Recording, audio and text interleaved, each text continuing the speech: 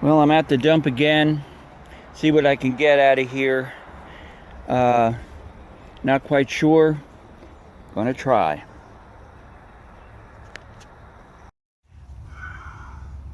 Well, I'm gonna do the first bottle out of the hole and see what this is. I'm not making any bets on this. No, it's a Shinley's and it's all melted, so this here is a piece of, I don't know what, crankshaft, I don't know. Could be anything in this place. Another melted bottle. And another melted bottle. And another melted bottle. This is looking like Melt City to me. Don't see anything whole so far. A little 40s glass. Okay, let's keep going then and see what happens.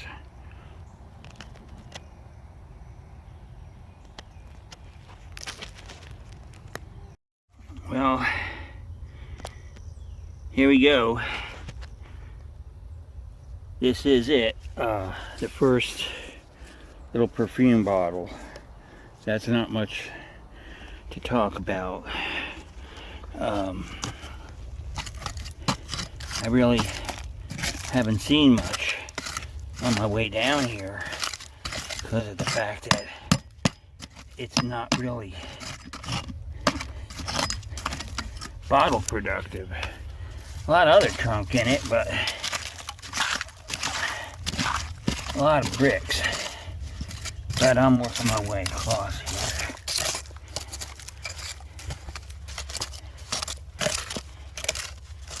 I mean, things that are in here are so bad. I don't know why I came here. I had a choice. And I just thought, end of season here, because it's, for me, it's not conducive to dig in the summertime because it's too hot. It just is. Not my thing, and I don't need bottles that badly anymore.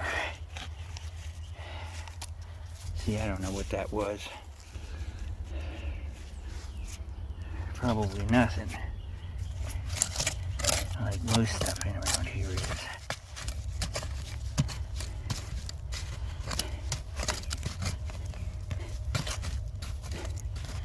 As you can see, it's bare and sand pretty much. Jars. I mean, there's a lot of jars in here. There's just no doubt about it. You can see they're all over the place. And most of them aren't in any condition to talk about, of course.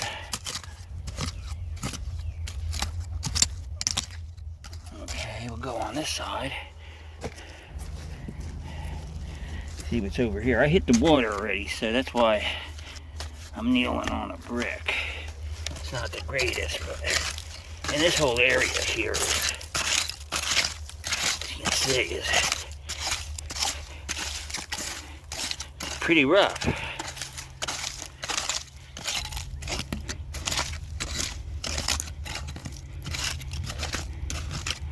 Usually, in most dumps, I'd find a few bottles ready, but this is not the place to do it. I'm gonna take my fork and go down into it and see what happens. Then I'm gonna move on to another place. Well, I've got a few bottles coming out here, and I'm gonna dig them out here for you. See what they are. What's this? Vinegar. That's not much.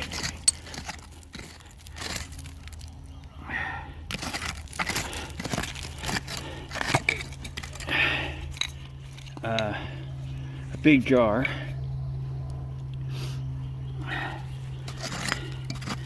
This is the only area I see any kind of stuff in it. Everything else is pretty much done. This section here anyway is it's all been churned up, it looks like.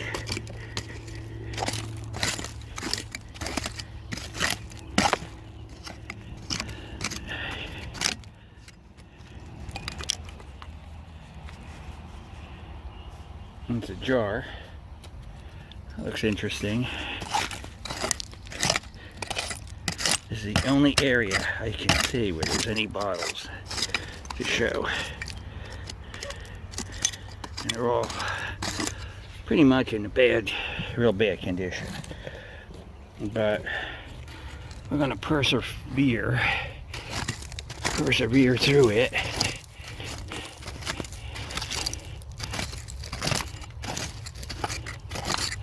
See, the sand layer, this cap layer, is over a real bad sand layer, filth, and I don't know what that is. We'll dig it out and see what that is.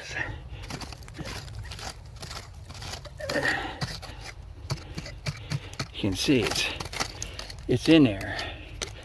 But I don't know what it is. I think I know what it is. Yeah, it's a big screw cap.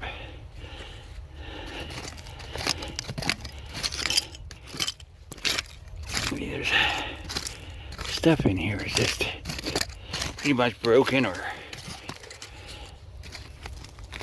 bring that down. Here's another, whatever that is. Pull that out. Broken. Yeah, see.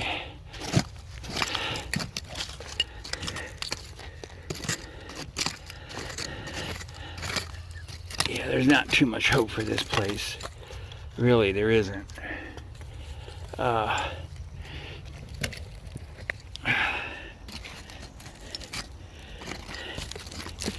giving you a little bit of digging because I don't know if I'm going to find anything else here today.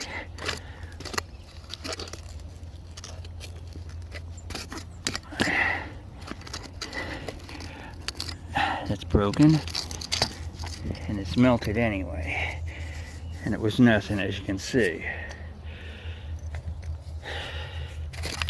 Man, they brutalized this place, that's all I know, is they simply brutalized it.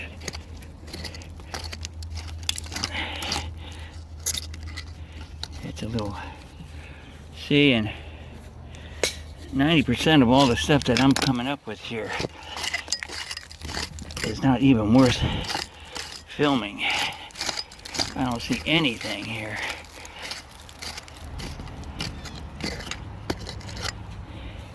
Well, I'm not going to waste your time. If I find something in this, I'll let you know, or we're going to go on to someplace else.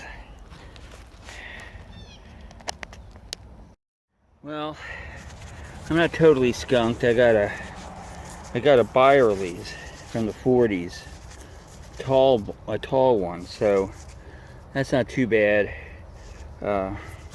They were pretty popular this time period. I'm surprised I didn't find any lately, but they came from this top area, so we're just gonna take this top off and then we'll move on. Yep, there we go, Byerly's. Well, my first Dr. Bell's pine tar honey compound for coughs due to colds. Screw cap, but it's looks like a 1927. So in 1947, I'm sorry, 1947, Dr. Bell's. It came out of here. So let's look and see if there's anything else whole in the hole.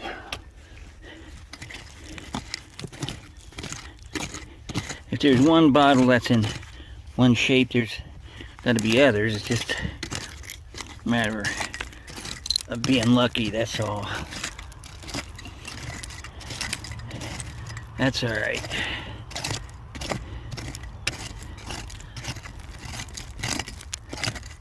Something right there. I don't know what that is, but we're gonna dig it out. Get this. What is that? It looks like a soda, but I wouldn't put my bets on it. Looks like a Coke, but it's broken, of course. And it's I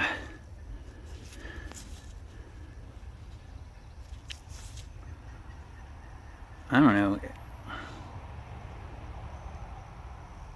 Florida, someplace in Florida. Oh well. We'll keep going though. I'll keep on going. Well, this is gonna be it for me.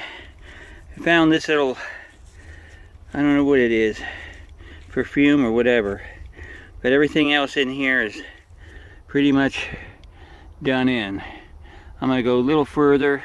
If I find something, I'll let you know, but this should be it for the day. Might make a roundup, so see you later.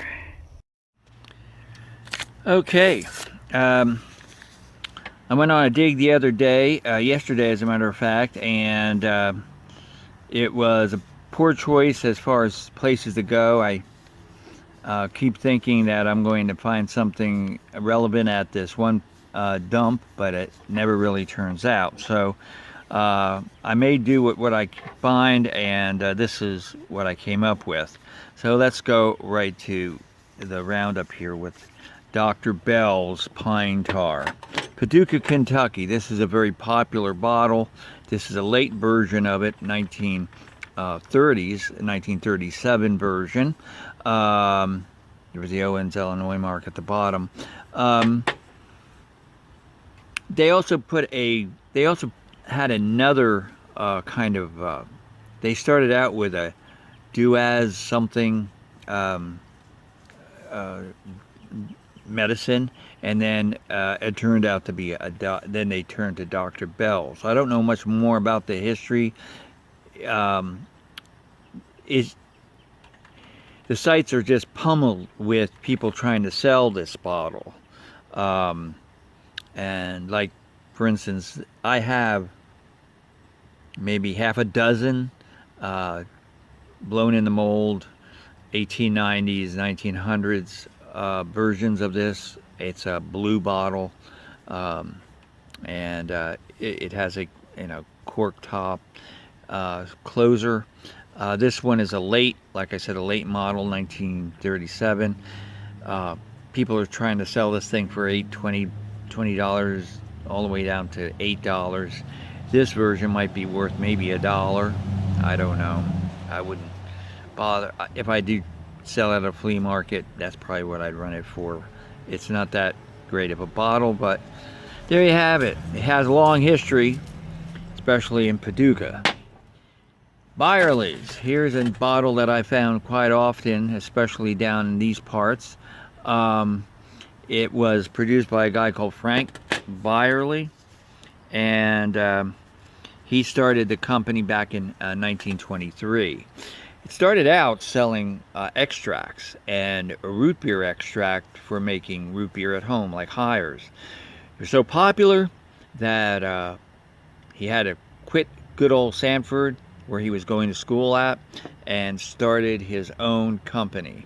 First went down to Hollywood, California, and opened a plant there. And from then on, he went to Oakland, started there, started producing a lot, and during the late 30s and early 40s, the company really boomed here in this country. So much so that it's stated that in 1942, Byerly's produced 58 million bottles a month. 58 million a month in 1 year. So that's a hell of a lot of glass out there. So it's no wonder that I do find this bottle quite often. This is a nice version of it. And I also have the later soda bottle style uh, from the 40s and the 50s. So Byerly's was around. Now, Byerly's was bought out by General Mills, I think, or General Foods. They bought Byerly's out in the probably in the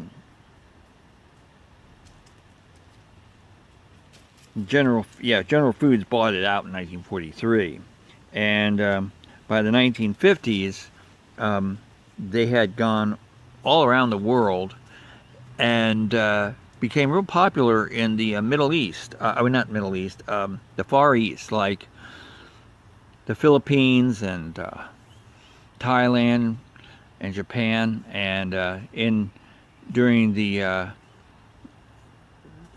1990s, 2000, Thailand company bought out their end of Byerly's, and it was just discontinued in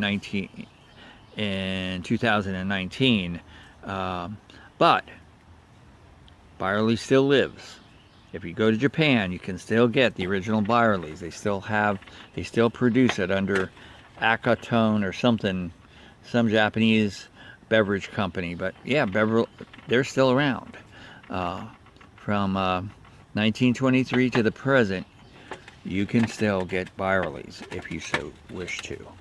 Now, the other stuff is pretty common. We're looking at good old McCormick's. McCormick's is around. Man, the information you can get for McCormick's goes on for forever and ever. This company really grew. A guy called Willoughby McCormick started the company way back in 1889, and he started out just selling spices, but he went on to creating a whole kingdom in this realm. In Baltimore, Maryland is where he's from, and the plant is still there. So from the 1800s to the present time, McCormick still lives. So this is a shaker bottle. There would have been a top that you would shake whatever this was. It could have been anything. Sea salt, black pepper. They were really big into that. As a matter of fact, there were a couple of lawsuits involved with. They got in trouble for spicing up their pepper. I don't know, putting things that weren't supposed to be in there, and but I think they straightened all that out now. So there you have it, McCormick's. It's an interesting little 1930s version of it. Everything else, I don't know. Here's one that has a small bottle with a big history. Park Davis. Now, we all know about Park Davis. They've been around a long time. I don't know if they're around any longer. They might have been bought up by another conglomerate like they all do. But this guy, Dr. Duphilus, started the company way back in 1860. And then he partnered up with a guy called Davis, and they with Davis's marketing skills and Dr. Dufel's ingenuity in making medicine, they had the company grew. And Park Davis incorporated in 1875, and that's where you get that Park Davis logo. From then on, they were known as Park Davis. Now, the thing about this company is they were so big at one point. They were the largest pharmaceutical company in the world at one point. So they produced all kinds of stuff. And a lot of stuff they produced is considered illegal today. And they had experiments with people doing peyote. what they did, what they went in, what they were into was pretty far out. As a matter of fact, they legally sold cocaine. Like I know Bayer marketed heroin. Well, Park Davis marketed cocaine. As a matter of fact, they were blatant enough to describe the effects of cocaine and what it could do for you in their advertisements all the way up until 1916. As they talked about how cocaine was a stimulant, and it made your mind think clearly, and you know, all the things you associate cocaine with. Although I've never taken the stuff, I believe that the stuff they were producing could easily put you on cloud nine, to say the least. So they became real popular, but like I said, they were bought out eventually by somebody else, and they may still be around in a number form. I don't know. I'm not. I don't follow the history that much of pharmaceuticals. I think the big one. I think they were sued by what was that? There's another big pharmaceutical company. I can't remember what's it called. Pfizer, and Pfizer sued them got them on something. They were putting stuff in their medicine that wasn't supposed to be, and wasn't cocaine, but and then they were had claims on some of the medicine they were using, and was being used for something else, and so Pfizer caught wind of it, sued them, and then finally bought them out, and that was the end of Park Davis. So there you have it, history on a little bottle like that. Everything else is just run-of-the-mill. You know, you have that medicine bottle back there, which is always found. This one here, I looked for a Juliet perfume, and it's still around in some form or another, although there was no details on it. But Juliet this is a perfume bottle from the 1930s. This is a perfume bottle from the 1930s, or an atomizer, I would say, because see that little round top? Well, something would pop onto that, and you'd probably have a pump. So I would assume that's an atomizer. This here, I couldn't find any information on it. It's actually a fingernail polish, but it's one of those cheap pharmaceutical companies, Prel. And when you look that name up, there's a myriad of different companies with that name or this style. This was interesting though. It's a blue bottle, and I picked it up and I said, has a weird top to it, and there's nothing that I've seen like this. And I looked at the bottom, and if you look at the bottom, which I can't hardly see it really, if you look at the bottom here, you'll see that it has a patent date of 1908. So this is an early machine-made bottle, 1908. This patent date it runs to, and probably like a Vaseline or something of that sort. But I thought it was interesting that, you know, people would pick this up and not realize how far back this bottle would have gone. So there you have it. This is what I found. Oh, and one other thing. I feel sort of like I talk about these very common, really non-collectible bottles. Most of these bottles aren't collectible. The Byerly's might be. People buy this bottle. And the McCormick's. These three would be people, you'd find it in a collector's listing. These you wouldn't. These are not a collector unless you're really into the Juliet perfume, what have you. But to beef this up a little bit, I went with a friend the other day to a place that he knows about locally, and we're in a historic area, and there was there are people living around here for thousands of years, if not, not a couple of hundred years at least. But while we're out exploring, looking for historical artifacts, this site is known for Native American habitation, and we found some Indian pottery. I found a few great pieces. Here is, look how thick this is. This is earthenware, but it fired at a very high temperature for it to withstand.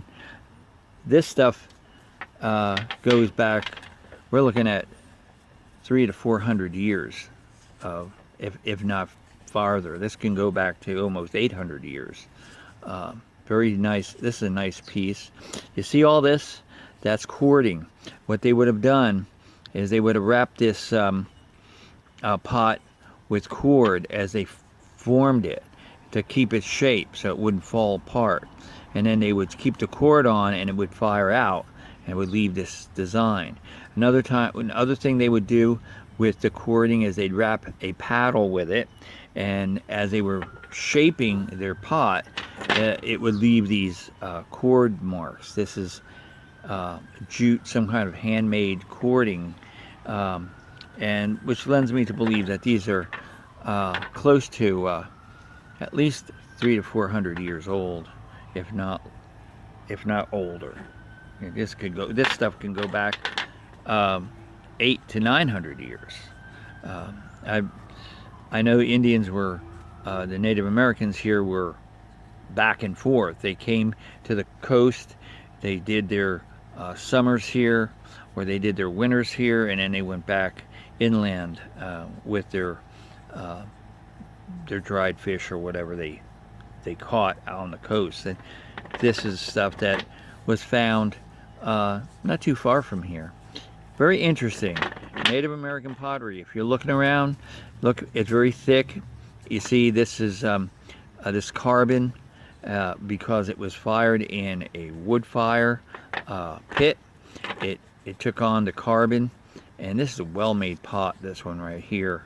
You see the layers through it because they've been